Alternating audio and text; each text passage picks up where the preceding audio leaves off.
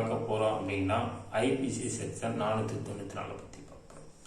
இந்த செக்ஷன் எதை பற்றி சொல்ல வருது அப்படின்னா, கணவரோ அல்லது மனைவியோ யாராவது என்னன்னா ஏற்கனவே அவங்க திருமணம் பண்ணியிருப்பாங்க, அவங்க என்ன பண்ணால் கூடுதலாக இன்னொரு திருமணம் செய்வாங்க. அதனால என்ன பண்ணால் இந்த செக்ஷன் அது சட்டப்படி தவறு அப்படின்னு சொல்லி அவங்களுக்கு தண்டனை கொடுக்குது.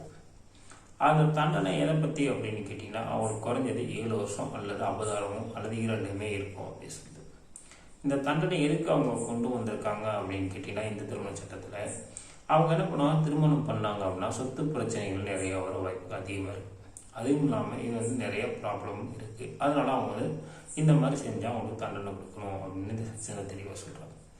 இப்போது இந்த மாதிரி தெரிஞ்ச யாராவது செய்தாலும், ஆணோ அல்லது பெண்ணோ யாராவது இந்த மாதிரி செய்தாங்க அப்படின்னா, இவங்க காவல் நிலையத்தில் போய் நீங்கள் புகார் கொடுத்தா அந்த புகாரை ஏற்றுக்குருவாங்களா அப்படின்னு கேட்டிங்கன்னா, அந்த புகாரை ஏற்றுக்கிற மாட்டாங்க.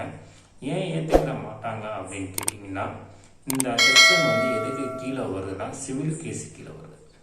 இப்போது காவல் நிலையம் எதை மட்டும் அப்படி பார்க்கும் அப்படின்னா, கிரிமினல் மட்டும்தான் அவங்களுக்கு பார்க்கறதுக்கு அதிகாரம் இருக்குது.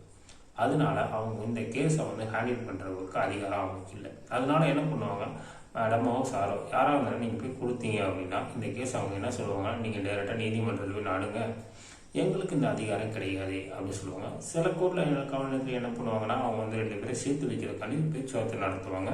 ஆனால் அது சட்டப்படி அவங்க தவறு. அந்த விஷயம் பண்ணாங்கன்னா அதை எடுத்துக்கொள்ள முடியாத விஷயம். இன்னொன்று உங்களுக்கு சந்தேகம், இப்போ என்ன பண்ணுவாங்கன்னா, பெண் ஏதாவது கொடுமை பண்ணுறாங்க, வரட்ச கொடுமை ஏதாவது பண்ணுறாங்க அப்படின்னா அந்த விதம் நீங்கள் காவலத்துக்கு நீங்கள் புகார் கொடுக்கலாமா அப்படின்னு கேட்டிங்கன்னா, நீங்கள் புகார் கொடுத்தாலும் அவங்க என்ன பண்ணுவாங்க, உடனே அவங்க எஃப்ஐஆர் போடவும் மாட்டாங்க. இதை என்ன பண்ணுவாங்கன்னா, சமூக பொதுநிலை பாதுகாப்புறைக்கு அவங்க அனுப்பிடுவாங்க.